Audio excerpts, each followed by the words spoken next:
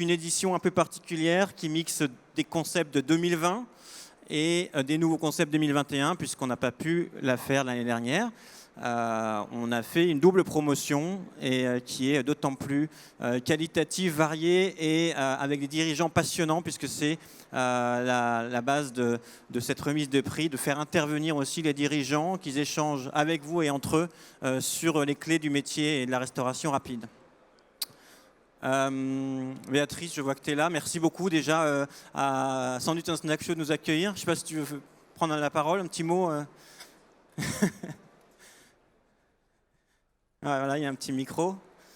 Merci de nous accueillir pour la, je crois, 10e fois consécutive sur Sandwich et de mettre en avant, il ne marche pas?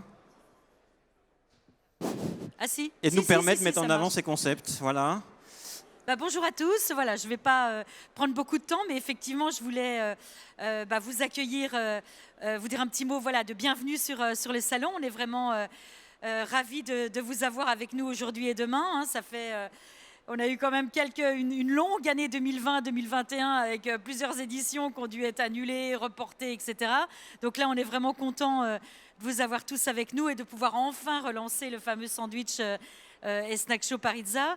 Un petit mot aussi pour Anthony et toute l'équipe de Bras Tendance Restauration. On est des partenaires de longue date, on travaille super bien avec vous et on est ravis de pouvoir, grâce à vous, accueillir sur le salon des présentations de concepts de restauration très innovants. Alors j'ai regardé ce que vous faites là, chacun de vous, et waouh, il y a du très très beau concept. J'ai vu que ça vient aussi de la France entière, donc c'est bien, c'est pas que du parisien. Je pense que je sais plus exactement lesquels, mais ça vient d'assez loin, du sud de la France, de l'Est. Donc ça c'est plutôt cool de voir qu'il y a beaucoup d'innovations, un petit peu partout en France. Des concepts aussi très originaux avec de l'influence internationale aussi, des choses très, très nouvelles, très novatrices. Donc bravo à chacun de vous. On est vraiment très, très content de vous avoir avec nous sur le salon. Et puis bonne route et bonne chance pour l'avancée de vos projets. Voilà. Merci et très bon salon à vous. Et on va entamer donc ces 45 minutes ensemble avec d'une part des présentations, des concepts et d'autre part une table ronde sur les clés de réussite du succès en restauration rapide. Avant cela, quelques mots sur BRA. On fait partie, nous, BRA Tendance Restauration, magazine professionnel national. Si vous ne nous connaissez pas, on fait partie d'un groupe de presse qui s'appelle les éditions de la RHF, aux côtés de magazines comme Le Chef pour la haute gastronomie, Restauration collective pour la collectivité et Industrie hôtelière pour l'hôtellerie. Donc BRA, c'est le petit magazine, ou le grand magazine, mais en tout cas le petit frère du Chef sur tout ce qui est nouveaux concepts, grande brasserie et tous ces lieux en fait de restauration au sens large qui innovent et qui font bousculer les codes de la restauration traditionnelle. Et on a 6 beaux exemples ici. Donc on parle restauration rapide, on parle également restauration tablée, chaîne, etc. Chaque année, là vous voyez les derniers dossiers, puisque dans chaque numéro on fait un focus forcément thématisé. Vous voyez qu'on a parlé des derniers segments qui émergent, des lieux de loisirs très intéressants en ce moment, et puis par exemple des food halls et des food courts, on va en parler tout à l'heure pendant la table ronde.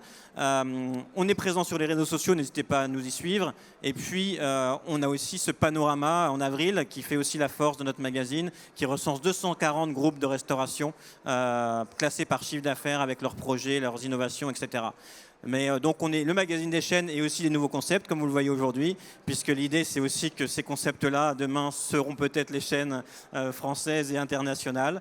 On vous le souhaite. Donc voilà, on est le trait d'union entre tous les restaurateurs qui cherchent à innover, avec également 3 événements tout au long de l'année sur les brasseries, sur les bars et sur les snackings qui nous réunissent aujourd'hui. Voilà, et on va donc entamer cette cérémonie des trophées snacking avec tout d'abord, et vous l'avez vu dans le programme, un témoignage un peu particulier en cette sortie de crise Covid-19. Les difficultés, elles ont été là pour le secteur de la restauration rapide également. Des concepts très intéressants, très innovants qui avaient émergé avant mars 2020 ont malheureusement dû mettre la clé sous la porte pour diverses raisons, et notamment pour le Covid, bien sûr. Et on a décidé de donner la parole à un de ces concepts qu'on avait primé dans notre promotion 2020 et qui malheureusement n'existe plus, mais va exister autrement. Et sa représentante est là, donc Marie-Hélène Mécoli, pour So Bridget. Est-ce que tu peux venir témoigner un petit peu de ce qui s'est passé depuis qu'on avait décidé de te mettre en avant il y a 1 an et demi?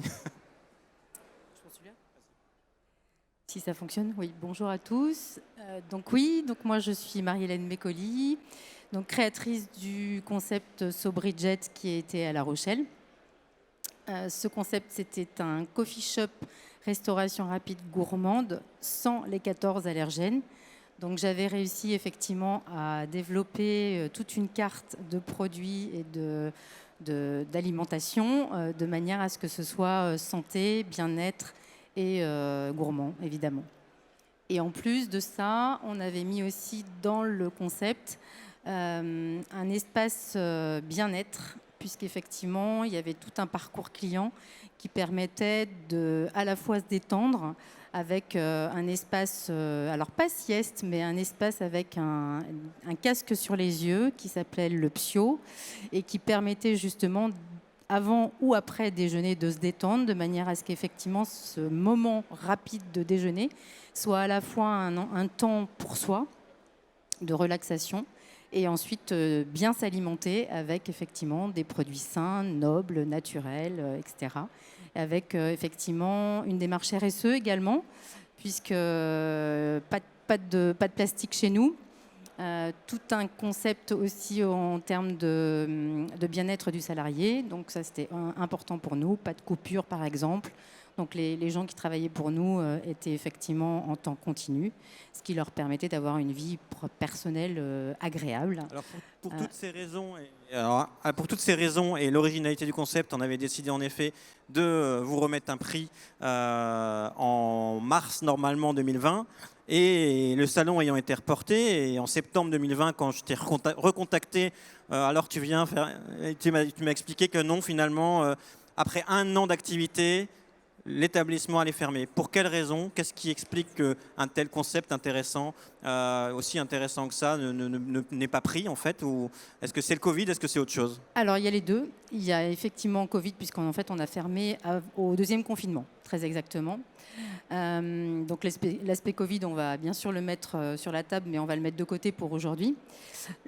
Premièrement, c'était le fait que le concept était beaucoup trop pointu pour une ville trop petite comme La Rochelle. Donc ça, c'est très clair. Avec le recul, c'est évident qu'on n'avait pas assez de volume. On avait bien sûr une très belle clientèle qui nous suivait sur les réseaux, etc. Mais elle ne venait pas de manière assez récurrente. Donc ça, c'est très important de le préciser, puisque même le cœur de cible, qui était donc les personnes allergiques, eh bien, elles n'ont tellement pas l'habitude d'avoir une vie sociale à l'extérieur de chez elles, ou alors quand elles l'ont, elles amènent leur doggy bag avec elles, eh bien, elles n'avaient pas eu le temps d'intégrer le fait qu'elles avaient un espace pour elles et venir justement avec leurs amis, leur famille, etc. Parce que c'était l'objectif, qui est aussi ce lien social. Donc il y a ça. Il y a aussi donc la récurrence, comme je l'ai dit. Et puis ensuite, je crois, le côté trop novateur. Trop novateur pour une petite ville, c'est aussi un conseil que tu donnes, c'est se lancer dans les petites villes par rapport à Paris, on en reparlera également, mais le choix justement de lancer un concept innovant dans une ville qui n'est peut-être pas prête à ça, c'est ce que oui, tu as... pourtant La Rochelle, c'est quand même les premiers vélos, c'est les premières rues piétonnes, donc effectivement, c'est une ville très dynamique. Avec aussi Léa Nature, qui est donc quand même une grosse industrie, mais qui a quand même cet esprit bien vegan, nature, etc. Mais non, c'était trop nouveau. Et aussi, alors si, j'ai oublié de vous préciser, il y a aussi le fait que l'emplacement n'était pas numéro 1, puisqu'effectivement, moi j'avais misé sur le fait que, comme c'était nouveau, novateur, etc., je m'étais dit que l'emplacement était peut-être un peu moins important. Eh bien non, je me suis trompée là-dessus. Très intéressant, et ça va être le dossier d'ailleurs de notre prochain numéro à lire et à commander si vous le souhaitez, dédié à l'emplacement et aux nouvelles règles et aux nouvelles attentes et besoins en termes d'emplacement des chaînes et des restaurateurs aujourd'hui. Merci beaucoup. Alors, qu'est-ce que devient So Bridget du coup ? Alors, Sobridget est justement en train de se vendre. Voilà, donc c'est un concept, c'est pour ça aussi qu'on t'a mis en avant, il continue à exister, le lieu n'existe plus. Alors voilà, le lieu n'existe plus. En revanche, je suis en train de chercher preneur si quelqu'un est intéressé par le concept. Tout le concept est ficelé et donc je cherche un investisseur qui aimerait pouvoir le développer ailleurs, autrement. Ça va peut-être intéresser certains des restaurateurs autour de la table ou d'autres parmi le public. Ben, merci en tout cas pour ce témoignage et bon courage pour la relance du concept et puis tes autres activités. Marie-Hélène est également coach sur divers sujets, coach de dirigeants. Merci pour ce témoignage et on va rentrer, on va aller plus vers le positif du coup. Ces concepts qui du coup depuis 2020 ou avant ont tenu le coup, ont tenu la crise malgré le contexte et sont toujours parmi nous avec du coup des éléments de différenciation par rapport à ce qui existe sur le marché. C'est ce qu'on va mettre en avant et donc on va d'abord remettre un prix. Vous avez compris qu'il y a 6 lauréats et ils ont tous le même prix et donc c'est par ordre alphabétique qu'on les remet et donc le premier concept à prendre la parole va être Aigo Café. Hilaria, si tu veux bien lui remettre son petit prix à Aigo Café à Clermont-Ferrand. Merci beaucoup pour lui. Raphaël Coubetergue, qui est le fondateur, co-dirigeant du concept Aigo Café, qui s'inscrit dans la tendance des polylieux. C'est ce qu'on trouvait intéressant. Cet établissement, donc situé à Clermont, se trouve. Il a l'originalité de mixer coffee shop, espace de coworking, jusque-là ça va, mais également du consulting RH avec des conseils, la possibilité d'avoir des échanges avec des coachs, etc. Est-ce que je vous laisse vous le présenter mieux que moi, ce concept assez original et qui mérite toute votre attention. Merci. Merci pour ce prix, c'est une belle récompense, parce qu'on n'est pas issu du tout du milieu de la restauration, donc en clair, on n'y connaît absolument rien. Mais on a décidé de lancer ce concept en 2018-2019, avec l'ambition de pouvoir faire monter en gamme un concept de slow café, et puis de pouvoir rendre accessible la dimension du conseil. Ça fait 15 ans qu'on est cabinet de conseil, spécialiste en RH, mais plus particulièrement sur tout ce qui touche au potentiel. Donc nos modes de fonctionnement. Et d'intervenir en entreprise, ce n'était pas suffisant. On s'est dit, on va démocratiser tout ça. Et qu'est-ce qui permet de démocratiser? Un café. Donc le choix de l'emplacement, c'est au pied de la cathédrale de Clermont-Ferrand. Donc un emplacement plutôt porteur. Un emplacement de 200 mètres carrés, qui potentiellement doit laisser penser que c'est suffisant, mais finalement c'est déjà trop petit. Et surtout un modèle économique qui repose sur 5 modèles économiques. Donc on parle de coworking pour que ce soit plus facile à comprendre, mais en fait on ne fait pas de coworking, ce n'est pas un modèle économique. C'est tout simplement que chaque personne qui rentre dans ce café peut venir déguster une boisson, puisque finalement on a été formé barista, mais peut aussi venir travailler sans coût supplémentaire, peut décider de prendre la carte du conseil, c'est-à-dire analyser son potentiel. Et c'est là où est l'originalité, c'est-à-dire que la personne qui est avec le tablier en tant que barista, il est consultant et qui va venir justement débriefer la personne tout de suite. Donc ce concept hybride, il est essentiellement basé sur l'acte de consommation. Comment consommer facilement? J'ai une problématique dans mon emploi, je veux évoluer, je ne vais pas demander à mon manager. Donc l'idée, c'est de venir à l'Aigo Café pour dire je vais boire un bon chai latte, veg, et en même temps, je vais pouvoir discuter avec le barista sur mon potentiel. Et pour pousser le modèle jusqu'au bout, les emplacements de l'Aigo Café à l'intérieur, ce sont des zones qui reprennent les modes de fonctionnement. C'est-à-dire que chaque lieu est dédié à une préférence cérébrale, c'est-à-dire être plutôt cosy et je bois mon café, être plutôt dans l'efficacité, je vais travailler, être dans l'exploration, je vais dans les salles de créativité et je veux concrétiser mon projet et à ce moment-là être accompagné par des consultants. C'est ça aussi l'originalité. Et ça fonctionne, ce mix. Donc, on a des clients qui viennent. Comment se répartit la clientèle? C'est les mêmes qui viennent boire des cafés et avoir des. Enfin, vous avez une clientèle commune ou c'est vrai, finalement, ça ne matche pas? Ça matche très bien. Et ce qui est fou, c'est que justement, c'est une mixité énorme. Alors, il y a juste un petit problème, c'est qu'on a 70% de femmes. Quand je dis un petit problème, c'est-à-dire que les hommes ne doivent pas se remettre à ça en question, ouais, puisqu'ils ne viennent pas dans le lieu. Donc, ce n'est pas un problème, mais c'est la seule différence. Tout le reste, catégories socio-professionnelles, que ce soit du dirigeant, que ce soit des personnes sans emploi, on a une mixité. Que ce soit des particuliers pour boire un café et prendre du bon temps ou un chef d'entreprise, on a de tout.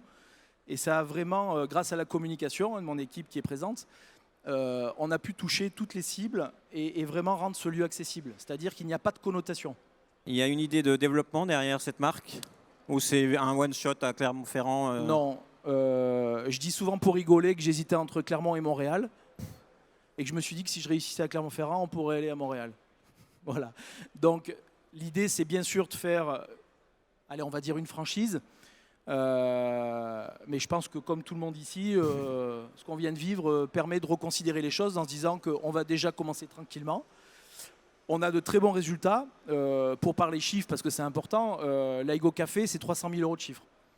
Donc voilà, c'est parce qu'il y a une mixité, il y a justement un chiffre d'affaires assez conséquent tous les jours, que ce soit sur du café, bien sûr que ce n'est pas le café qui fait 300 000 €, mais sur tout le reste.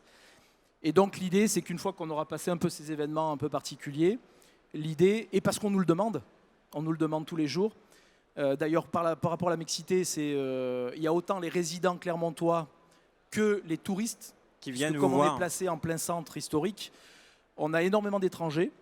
Et les étrangers pensent que c'est un concept qui vient d'ailleurs parce que justement ils s'y retrouvent. Voilà. Alors que pas du tout, c'est un concept pur auvergnat, juste avec l'idée de vouloir faire différemment. Oui, qui bouscule un peu les codes, mais aussi pour ça qu'on vous remet un prix. Bravo en tout cas. Merci. Pour ce beau projet qui fonctionne. Mais, vous pouvez l'applaudir en Merci effet, bien. merci. Et puis on y reviendra un petit peu pendant la table ronde qui va suivre. On va remettre le deuxième prix. C'est un tout autre type de concept. On reste sur la restauration rapide. On est plus sur le food. Bobby, c'est le premier boui-boui philippin, mais qui a été entièrement conceptualisé, modernisé. On va remettre le prix à Jessica Gonzalez, qui est l'une des cofondatrices. L'autre cofondatrice étant parmi nous, Aurélie Véchaud. Donc, Bobby, on a trouvé ça très intéressant. On parle souvent de l'émergence de la restauration asiatique, de la cuisine asiatique en France à travers le thaï, le viet maintenant et d'autres types, et la restauration chinoise qui se réinvente un petit peu. Là, ce qui est intéressant, c'est que c'est les Philippines qui arrivent à Paris et peut-être en France demain, mais en tout cas avec une cuisine complètement nouvelle que les Parisiens ne connaissent pas, avec des noms imprononçables, mais c'est peut-être ça qui fonctionne et tu vas nous en parler tout de suite. Donc, qu'est-ce que c'est Bobby? Merci Anthony, merci à tous. Je me présente, Jessica Gonzalez, je suis cofondatrice et chef de cuisine donc chez Bobby. Donc la petite histoire, c'est qu'avec mon associé, de base, on est chimiste. Donc on n'est pas du tout issu du monde de la restauration, mais fin 2019, on a décidé de se lancer. Donc juste avant les grèves et bien évidemment juste avant la pandémie. Ça aurait pu nous décourager, mais finalement, on n'a pas oublié cet objectif de faire découvrir une nouvelle cuisine, donc qui est encore très peu connue en France. On est d'ailleurs le seul restaurant philippin à Paris pour l'instant. On espère qu'il y en aura plus. Et concrètement, pour vous expliquer, la cuisine philippine, c'est une cuisine riche en histoire, pleine d'influences, donc hispanique, américaine, chinoise. Et nous, notre but, c'était, avec des recettes familiales, de mettre en avant les plats phares de l'archipel, donc en conservant le fait maison. Et aussi avoir une carte courte pour pouvoir donc changer la carte selon les saisons et surtout garder la qualité et vraiment le fait maison de nos plats. Et au-delà de ça, c'est aussi mélanger les ingrédients locaux français aux ingrédients natifs des Philippines, donc comme le calamansi, qui est un agrume entre le citron et la mandarine, ou bien même l'igname violet, qui est un tubercule naturellement violet qu'on utilise dans nos desserts, donc que vous pouvez voir d'ailleurs sur la photo. Mais au-delà de la nourriture, notre but vraiment aussi, c'est d'éduquer autour de cette cuisine. Et par exemple, mon associée n'est pas d'origine philippine, je le suis. Et elle a connu, donc nous, ça fait plus d'une décennie qu'on se connaît, et elle a découvert la culture chez moi. Elle a adoré et elle s'était dit que c'était dommage qu'en France, on ne puisse pas avoir la même expérience. Donc on s'est donné ce défi-là de, voilà, l'expérience que tu as eue, il faut qu'on la transpose dans un restaurant. Et donc du coup, au-delà de créer une carte voilà, dans les respects des traditions et dans la modernité aussi, parce que finalement, là, notre business model nous permet d'avoir 3 types de clientèle, voire 4. Les gens de bureau, du coup, on propose de l'emporter, de la livraison, du sur-place. La communauté philippine, car elle est quand même présente sur Paris, mais aussi tous ceux qui sont friands de nouveautés, donc les réseaux sociaux, etc. Puis les touristes, parce qu'on est situé à Oberkampf, donc dans le 11e à Paris, pas trop loin du Marais. Donc, par exemple, c'est vrai que pendant la Fashion Week, pendant les vacances scolaires de Noël, on a énormément de touristes. Donc, on est plutôt content aussi de pouvoir leur faire découvrir une nouvelle cuisine qui, eux-mêmes, dans leur propre pays, ne connaissaient pas. Et aussi, pour rassurer aussi cette clientèle, parce que c'est tout nouveau, on est sur une trentaine de places assises, donc à l'intérieur et 16 à l'extérieur. Et le plus important, c'est notre cuisine ouverte. On n'a rien à cacher. Je sais qu'on a quand même beaucoup de clichés sur la cuisine asiatique, on ne va pas se le cacher. Nous, on avait besoin vraiment de démocratiser ça, de montrer que voilà, la cuisine asiatique peut être très bien. On ne peut pas se focaliser sur ces clichés. Donc, notre cuisine ouverte, c'est quand même notre plus grosse fierté. Ça nous permet vraiment de montrer aux gens que voilà comment c'est. Vous n'avez pas à avoir peur. Ce qu'on vous présente, ça peut vous convenir. Et donc, au-delà de la nourriture, c'est aussi un lieu de vie. Nous, c'était très important qu'on se soucie du client, qu'on puisse prendre le temps de leur expliquer, de les éduquer, et puis ne serait-ce que d'avoir un échange humain, parce que nous, on aime bien dire que vous venez chez nous, c'est pas juste pour vous restaurer le ventre, mais c'est surtout l'esprit. Et c'est vrai que sur Paris, ça, si vous n'êtes pas parisien, vous savez, à Paris, on peut être très grognon. Et c'est vrai que chez nous, on veut vraiment se casser ce cliché parisien où c'est pas parce que tu vas au restaurant qu'on va te faire la gueule. Non, on est là vraiment pour échanger et c'est ce qui nous fait aussi le plus plaisir.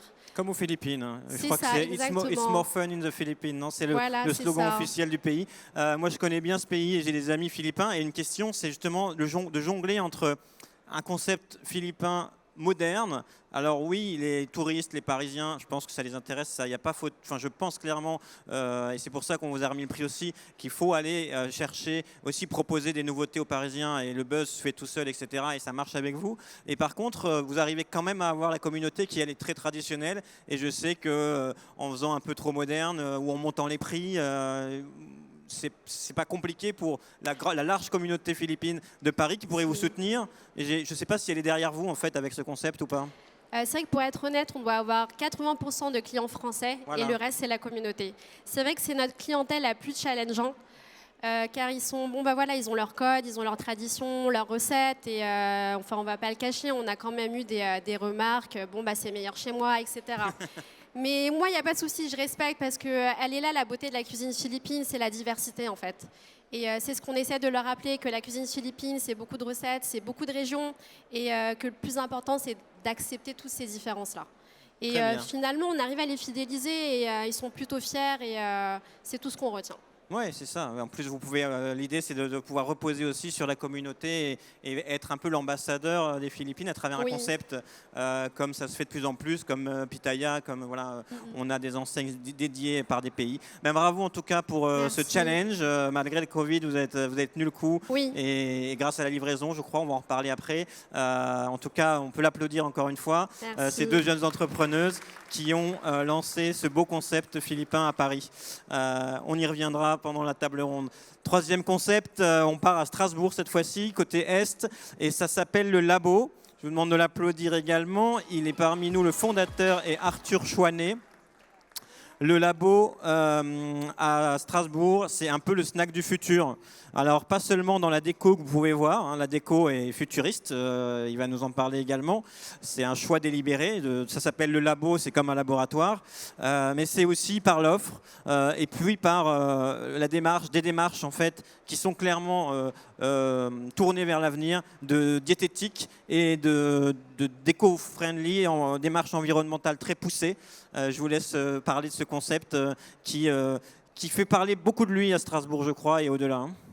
Merci merci d'être là déjà, parce qu'il y a encore 1 mois et demi, je ne pensais pas pouvoir assumer ce prix, parce qu'effectivement, le Covid est passé par là.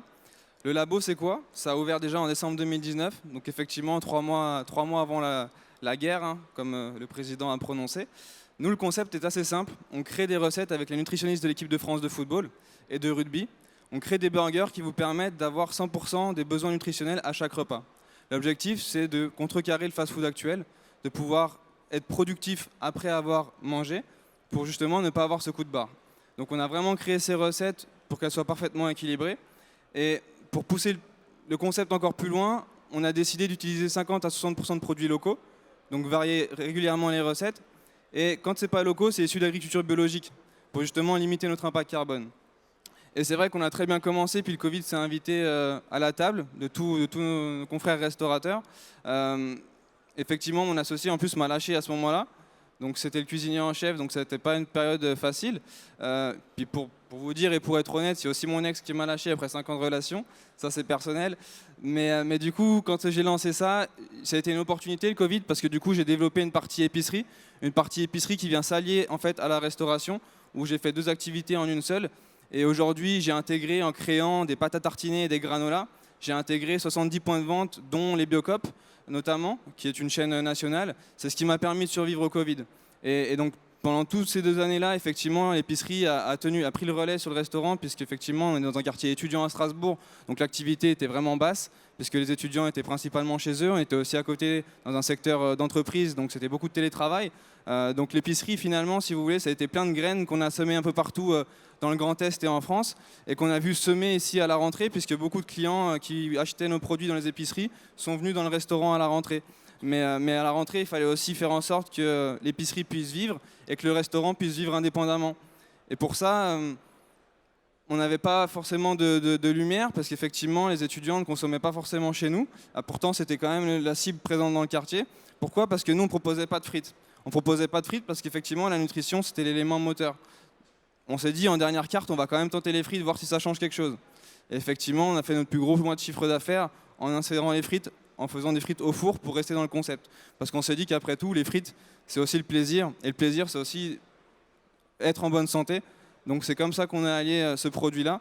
Et donc aujourd'hui, c'est vrai qu'on a un investisseur qui vient intégrer le capital de l'entreprise, qui nous a permis effectivement de sauver les fonds, les dettes qu'on a accumulées pendant le Covid.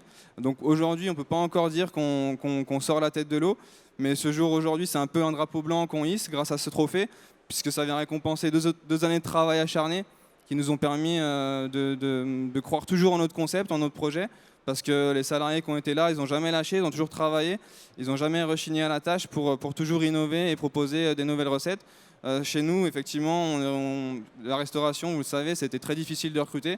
Nous, on a eu la chance d'avoir effectivement des réfugiés syriens, parce qu'on travaille avec les associations Refugee Food Festival, puisque nous, on est certifié halal. Et donc du coup, aujourd'hui, c'est vrai qu'on a eu des cuisines multiculturelles. Donc dans nos cuisines, vous avez des cuisiniers qui viennent de partout ailleurs. Et c'est ce qui fait la richesse du concept, parce que du coup, vous retrouvez plein de saveurs en utilisant que des produits locaux et issus de l'agriculture biologique. Et effectivement, j'entends effectivement que c'est difficile d'innover complètement et de s'imposer sur le marché de la restauration rapide. Et en fait finalement, ça s'est joué à un bout de frites, quoi. C'est ça, il faut savoir rebondir et innover. Cette crise vous a tous obligés à le faire et vous avez su le faire, bravo. C'était la question que je l'ai posée, c'est-à-dire, mais Strasbourg, c'est peut-être une ville un peu plus dynamique en termes de restauration que La Rochelle. C'est moins traditionnel. Je sais qu'il y a énormément de concepts et de chaînes qu'on connaît tous en France aujourd'hui qui sont nées à Strasbourg et dont on a souvent parlé en premier dans le magazine, notamment Pure, etc., notamment 231 East Street. Voilà, on a des belles chaînes et des concepts qui ont reçu le prix il y a 10 ans et qui aujourd'hui sont des chaînes nationales. Donc on vous souhaite la même chose. Mais donc Strasbourg, c'est peut-être un terreau un peu plus ouvert pour ce genre de concept un peu décalé. Quel a été l'accueil des locaux et peut-être des touristes, mais vous n'en avez pas eu beaucoup depuis un an, mais avec un tel décor et surtout des burgers aux insectes par exemple. Effectivement, la concurrence est accrue sur Strasbourg. Strasbourg, c'est une ville test, il faut le savoir, pour la restauration rapide. Bagelstein, 231 East Street. McDo a lancé son premier établissement à Strasbourg dans début des années 2000. Quand ils ont lancé leur partie bio, ils ont commencé sur Strasbourg. Donc c'est vraiment une ville parce que c'est cosmopolite. Il y a les touristes, c'est la capitale de l'Europe, mais c'est aussi des locaux qui sont très exigeants sur la qualité de la nourriture. On a des normes RSE qui sont assez strictes sur Strasbourg, avec des lois anti-gaspillage qui sont locales. Enfin voilà, il y a vraiment une politique qui est menée par rapport à ça et qui permet justement d'avoir une très bonne qualité. Ce qui a été reçu, c'est qu'effectivement, nous, on a fait un peu le buzz au démarrage, parce qu'effectivement, on a intégré des nouvelles formes de protéines, des insectes. On a un burger aux insectes, on a un burger au CBD, mais on a aussi de la viande, on a aussi du poulet. Mais c'est vrai que les journalistes ont pris parti de communiquer beaucoup sur l'insecte, ce qui nous a finalement porté préjudice, parce que beaucoup s'identifiaient et pensaient qu'on avait uniquement cette partie-là. Donc ça a été très difficile, on a dû mener une campagne avec des influenceurs pour justement, on va dire, racheter une image, redorer le blason. Et aujourd'hui, si vous voulez, grâce aux frites, et puis on a aussi lancé le brunch le dimanche, avec un brunch qui est totalement innovateur, parce que c'est vrai les gens ne se sentent pas coupables de faire un brunch, il n'y a pas de croissant, il n'y a pas des choses comme ça. Donc c'est vraiment quelque chose de sain, mais qui est très gourmand. Très gourmand, et c'est là où justement les touristes se retrouvaient beaucoup quand ils étaient là avant le Covid, parce qu'ils avaient cette impression d'être... Nous on avait beaucoup, à Strasbourg, il y a beaucoup d'Américains qui venaient souvent, et c'est vrai qu'ils nous disent qu'on a un concept un peu comme à LA, où c'est vrai qu'en Californie ils sont très avant-gardistes des produits healthy, donc c'est comme ça qu'on a travaillé sur le concept, et aujourd'hui on arrive un peu à sortir la tête de l'eau, parce qu'on a réussi à finalement se racheter une image en montrant qu'on n'a pas que des insectes, loin de là. Nous on propose juste une alternative à ce qu'on trouve actuellement. Nous on prône le flexitarisme. L'idée c'est pas de manger que de la viande, c'est pas manger que des protéines végétales, parce qu'on se dit qu'aujourd'hui si on utilise autant de pesticides, c'est parce qu'on est en surconsommation de protéines végétales, mais si aussi on est en surconsommation de viande. Donc nous on essaie de vraiment proposer une alternative pour équilibrer cette chaîne alimentaire, pour que ça fasse vraiment du bien à l'environnement qui aujourd'hui est en perdition, et c'est à nous d'agir. On est consommateurs maintenant, et donc nous en tant qu'entrepreneurs on se doit de prendre ça en considération. Merci pour ce beau témoignage, et qui montre aussi qu'il ne faut pas innover trop, il faut trouver le juste milieu. Vous êtes tous à peu près d'accord sur le sujet, et savoir aussi répondre à toutes les attentes. Merci, on peut encore l'applaudir, Arthur, pour ce beau projet qui, je suis sûr, va retrouver des ailes pour se développer. On descend un peu plus dans le sud, bien dans le sud. On va prendre un peu le soleil du côté de Montpellier, où on a déniché, et notre pigiste nous a déniché un concept très intéressant qui fait parler de lui également dans la région. Entre-temps, depuis, mais ce prix, on était censé le remettre il y a 1 an et demi. Depuis, il y a eu beaucoup de copies, enfin de copies, en tout cas de choses similaires, qui étaient peut-être initiées avant, mais en tout cas, vous étiez parmi les premiers. Il s'agit d'un grand food hall à Montpellier, ça s'appelle les Halls du Lez, et je vous demande d'applaudir son fondateur, l'un des fondateurs, Laurent Tessier, à qui on va remettre un petit prix. Merci beaucoup. Alors Laurent Tessier, les Halles du Lez, c'est donc un vrai temple de la gastronomie qui réunit, et c'est ça qui est intéressant, c'est pas un food court avec des chaînes, c'est un lieu qui réunit des acteurs régionaux. Vous êtes allé chercher les meilleurs, on va dire, en tout cas les plus originaux, pour avoir un panel très varié. Et c'est aussi ça qui est très intéressant, c'est qu'en rentrant au Hall du Lez, on voyage dans le monde entier. On est aussi bien à Montpellier avec du très régional qu'avec du mexicain et du japonais, c'est ça. D'abord, bonjour à tout le monde. Donc en fait, c'est un concept effectivement... Mettre le micro vraiment près, voilà. D'abord, bonjour à tout le monde. C'est effectivement un concept de personnes indépendantes. Donc c'est mon frère qui a eu l'idée il y a 5-6 ans de développer une alternative. Au lieu de faire un concept food hall qui aurait appartenu rien qu'à nous, et bien mettre des gens indépendants qui soient avec nous dans l'aventure. Donc on a sur les halles 37 personnes qui ont leur propriété, leur mur. Nous, on est les bailleurs. On organise pour eux en fait le flux. On a d'autres espaces à côté. Au total, ça fait 8000 m². Les halles font 2500 et on essaye de faire venir du monde. Comment? En communiquant, on arrive à faire 2,5 millions de personnes par an de flux. Donc ça fait à peu près 5-6 000 couverts jour sortis. Et donc avec ça, on essaye de trouver comme ça des gens qui ont une identité forte, qui ont un message à donner et qui correspondent avec une cuisine nouvelle, atypique si c'est possible, de façon à être complémentaire et apporter une vraie offre client. Voilà. Et les types de restaurants, enfin, comment vous sélectionnez vos restaurateurs, et est-ce que c'est évolutif dans le temps? Par exemple, depuis l'ouverture, il y a eu quel taux de renouvellement ou... Alors, le renouvellement, pour l'instant, ça fait que 5 ans qu'on est là, il y en a très peu au final, parce qu'ils veulent garder leur affaire. Et je pense qu'ils ont raison, pour nous aussi.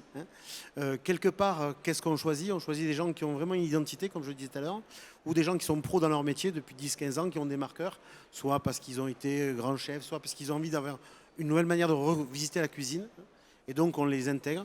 On essaie d'avoir à peu près 50%, 60% de cuisine terroir, et après 30% de cuisine innovante et 20% de cuisine différenciante, de façon à ce que quand on va communiquer, on ait une vraie visibilité et on puisse passer les 5-10 ans pour ne pas être un phénomène de mode.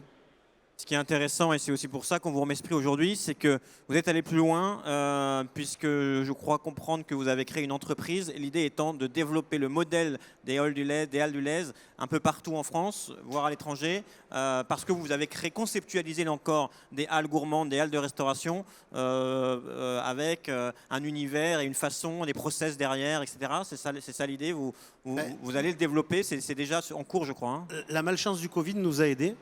En fait, ça nous a permis d'un peu plus ubériser notre concept. On avait mis déjà pas mal de choses de livraison. On faisait 30 à 40% de livraison à domicile, hein, pour chacun de nos locataires. Et petit à petit, on l'a développé. Hein.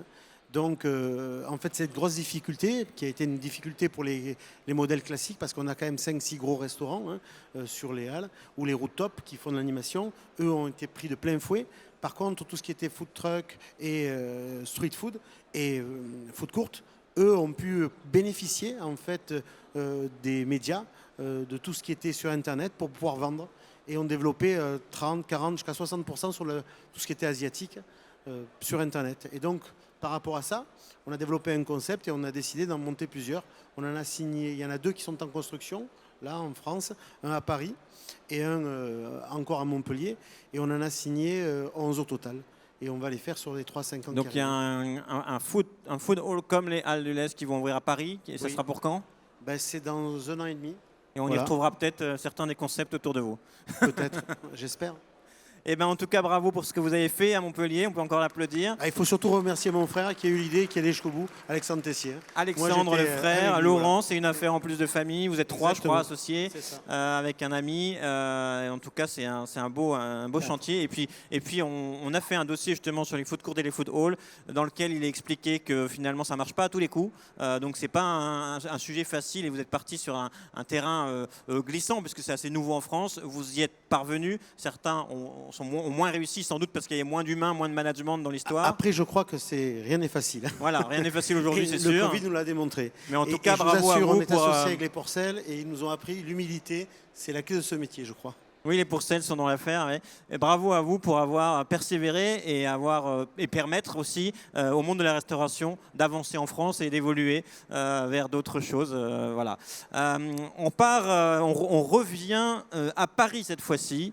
On est au cœur de Paris, je crois, avec un concept qui a 1 an. Maxime Nogrette est là, on va l'applaudir. C'est Silo Café. Maxime Nogrette est le fondateur, donc cofondateur de Silo Café. Ce qui nous a intéressé, ce qu'on trouvait très intéressant dans ce concept lancé en juillet dernier, en juillet 2020, c'est que il y a des choses qu'on retrouve dans d'autres fast-food, mais comme vous le voyez, il y a également une offre qui a été soignée et conceptualisée là encore de sandwichs du monde entier. Je ne sais pas combien, vous allez nous le dire, de sandwichs à l'heure actuelle vous avez à la carte, mais en tout cas l'offre est très large et c'est une question aussi que je vais vous poser, vous pouvez y répondre dans votre présentation. Est-ce que ce n'est pas un risque finalement d'avoir une carte aussi large et de dire voilà, on est un lieu où vous retrouvez les cuisines du monde entier dans un seul établissement, à l'heure où d'autres comme Bobby se conceptualisent vraiment sur une spécialité? Bonjour, alors déjà Silo a été créé donc il y a un petit peu plus d'1 an, juste après le premier confinement, où naïvement on pensait que le Covid était derrière nous déjà. Donc on a ouvert Silo en voulant vraiment créer un lieu de vie. On est tout d'abord au premier étage à mi-chemin entre une sandwicherie et un coffee shop, avec une offre tout au long de la journée, que ce soit le matin avec des torréfacteurs parisiens, des artisans de thé et obligatoirement des sandwichs salés et sucrés dès le matin, que la sandwicherie pour le midi et des sandwichs, comme vous l'avez dit, des sandwichs du monde entier. Mais c'est pas tout, on a également une salle de sport, un studio sportif au niveau -1, où on propose toute la semaine des cours privés ou collectifs, que ce soit en crossfit, en cross-training ou en yoga. Comme vous le disiez, on a une carte avec des sandwichs venus du monde entier. J'ai travaillé en cuisine pour commencer dans plusieurs pays du monde et les voyages m'ont toujours beaucoup intéressé. Ma copine est d'origine philippine comme Bobby, donc elle aussi a toujours, aimé voyager. C'est pour ça qu'on on a voulu créer notre coffee shop en intégrant des sandwichs de toutes les influences qu'on avait toujours eues et de ce qu'on aimait manger.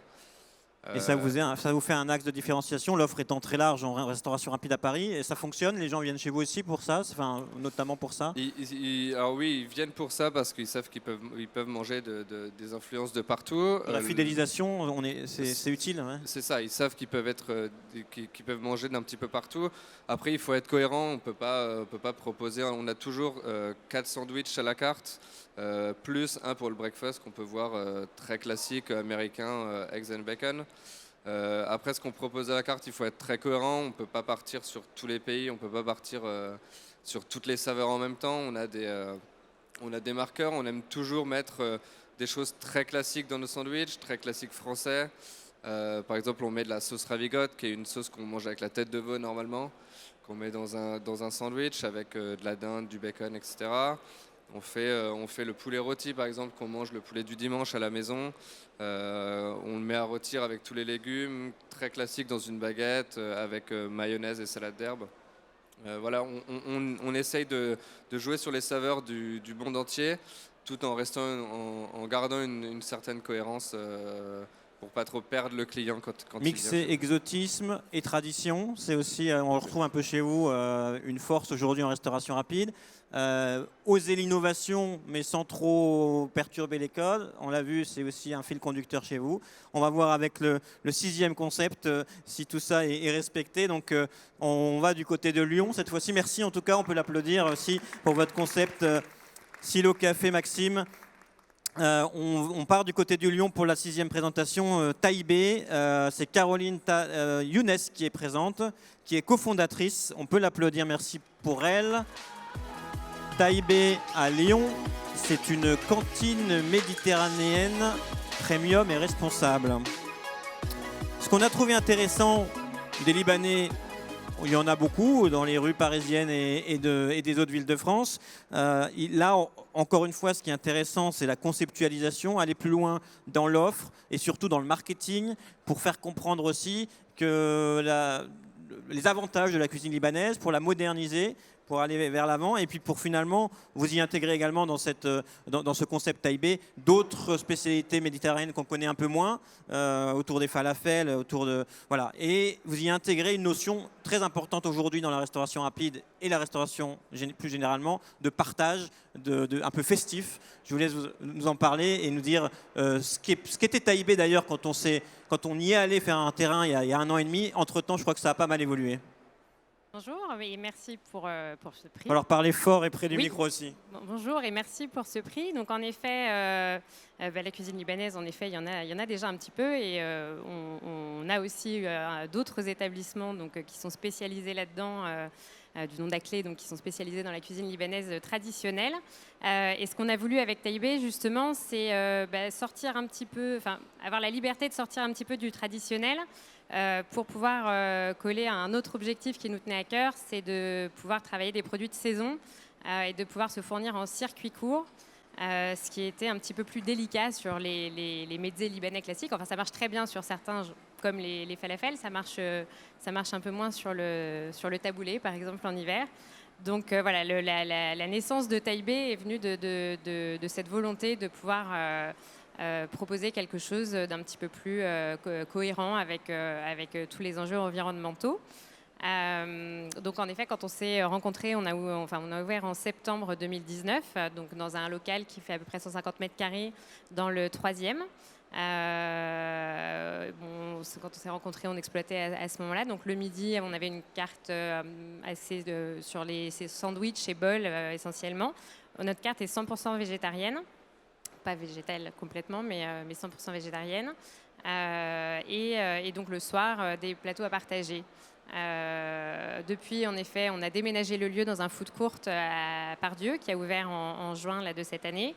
Le Covid n'y est pour le coup pour rien. C'était prévu, quand on a souscrit au projet du food court, il était prévu qu'on déménage puisque le lieu était très proche et donc on ne voulait pas faire doublon dans quasiment la même rue.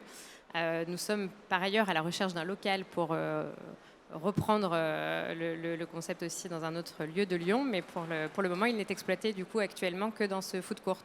Donc 2 questions, ça marche bien dans ce food court marche et très donc bien dans ce vous food dites, court. Vous conseillez aux restaurateurs d'aller dans les food courts. Oui, Deuxième on aime question, en effet vous allez ouvrir en dur alors à Lyon, on a bien compris, Oui. et ailleurs c'est dans l'idée, c'est dans les projets aussi. On aimerait bien, en effet, on aimerait bien développer l'offre. Alors en effet, un petit peu plus sur Lyon, parce que du coup pour l'instant il n'est présent que à la Bardieu. Et puis dans les alentours, et puis après éventuellement, voilà, l'idée c'est justement d'avoir un concept qui est presque monoproduit finalement, puisque du coup notre carte est composée de 2 sandwichs, d'un bol et d'un plateau de mezze. Qui varie les recettes varient selon les saisons, mais cette trame reste la même. Et l'idée, c'est que ce soit justement facilement duplicable pour qu'on puisse en effet se développer. On espère un petit peu de partout. Merci beaucoup, on peut l'applaudir également très fort. Merci. Donc voici notre belle promotion pour cette année 2020-2021. On vous tient encore un peu. Alors je sais qu'en termes de timing, on n'est pas totalement dans les clous. On va tenir 5 minutes de plus, 5-10 minutes. Il y a une conférence derrière. Donc malheureusement, on avait prévu une table ronde pour revenir un peu sur des sujets à approfondir. Chacun a pu le faire pendant sa présentation. C'est déjà bien.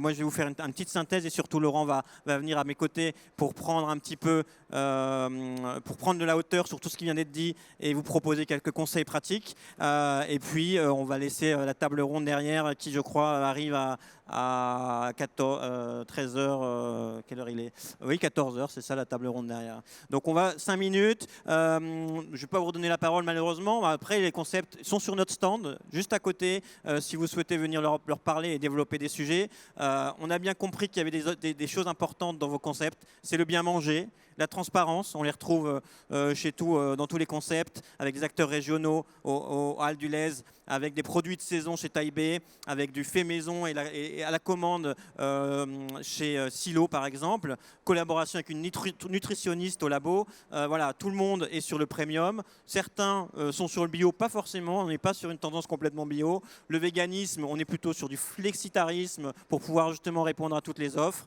Ça, c'est en fil rouge un peu ce qui se passe en termes d'offres. On a aussi l'exotisme représenté par Bobby, mais également au Halles du Lez, Taïbé. Allez toujours proposer des choses plus innovantes et qui vont étonner le client et lui permettre de découvrir des nouvelles saveurs et surtout de partager sur les réseaux sociaux. On sait que c'est important aujourd'hui, donc montrer l'expérience et mettre en avant à sa communauté.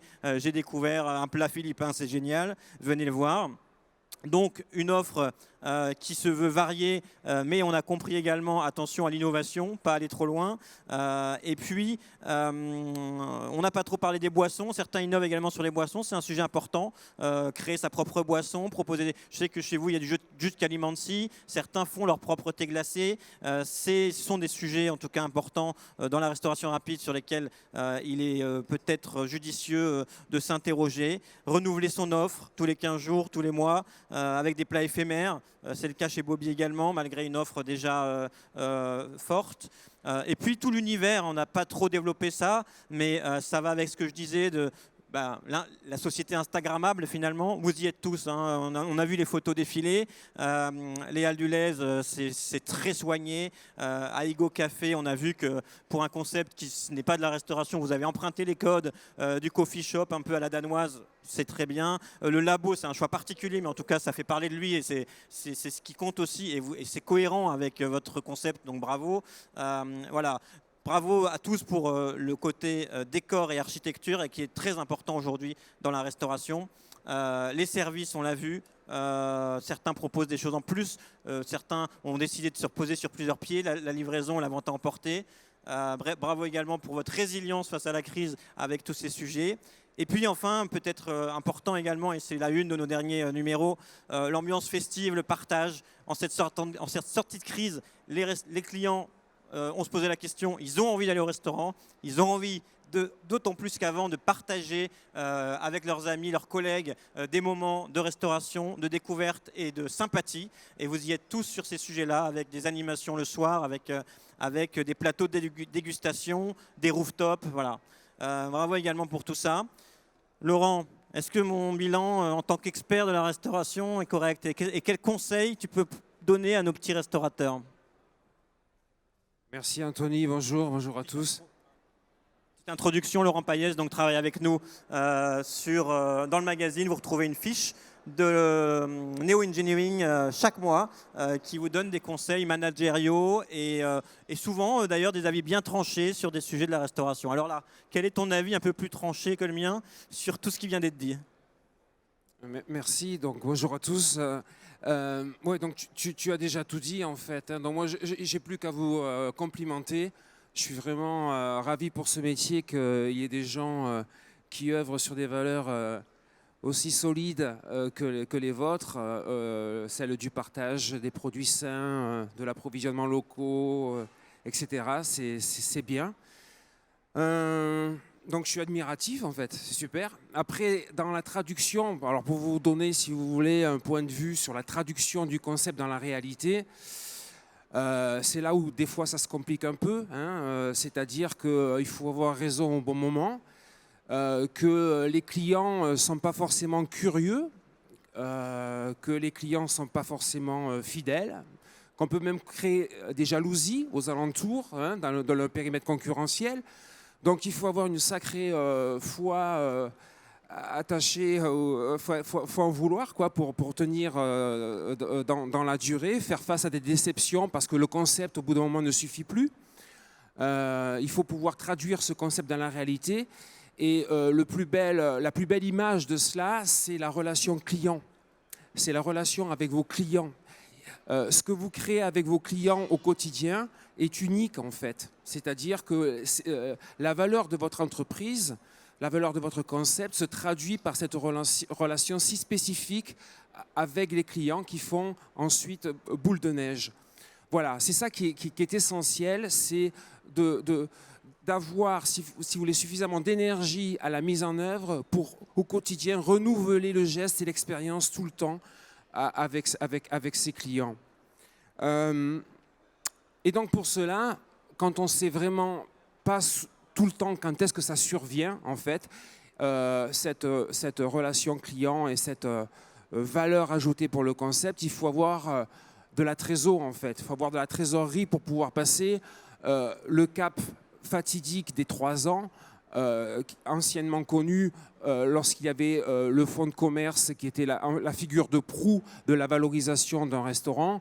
Ben, pour la restauration rapide, peut-être que le cycle est un peu plus court que 3 ans, mais en tout cas, en effet, il faut se laisser le temps et savoir si un concept réussit ou réussit pas, c'est aussi une notion de temps. Il faut pouvoir rencontrer justement ses clients avant peut-être penser à déjà produire un bilan sur le fait que le concept est viable ou non, et puis ensuite surtout peut-être aussi avant de développer. Voilà, alors pour terminer, je n'ai fini peut-être sur le dernier point qui est peut-être le moins valorisant peut-être, c'est-à-dire qu'il y a des valeurs. Et quand on présente une carte de restaurant, on essaie de coller à ces valeurs le plus possible. Et puis des fois, on se rend compte qu'on va avoir des produits qui échappent un petit peu aux valeurs que l'on défend. Mais ces produits ont du succès auprès des clients. Et bien des fois, on s'arrange un petit peu aussi avec ces valeurs-là pour aussi tenir le cap et puis se dire que ce que l'on a à offrir, c'est une mission sur le long terme et que parfois, si on a un produit à la carte ou une offre boisson qui ne rentre pas vraiment dans les codes, il faut faire avec et puis expliquer aux clients de façon à pouvoir tenir encore une fois. Donc félicitations et puis je suis ravi d'être avec vous. Merci. Eh ben, merci beaucoup. Désolé pour le petit retard pour la table ronde suivante. On va vite libérer les lieux. Vous pouvez nous retrouver, pour ceux qui le souhaitent, sur notre stand BRA Tendance Restauration. On est juste à côté. On y est pour une petite demi-heure. Donc, vous pouvez échanger avec les dirigeants qui sont là et qui sont venus souvent de loin pour partager leur expérience. Merci encore à vous tous. Merci encore au salon pour nous héberger. Et merci Laurent. Et à bientôt. Venez nous rencontrer sur notre stand.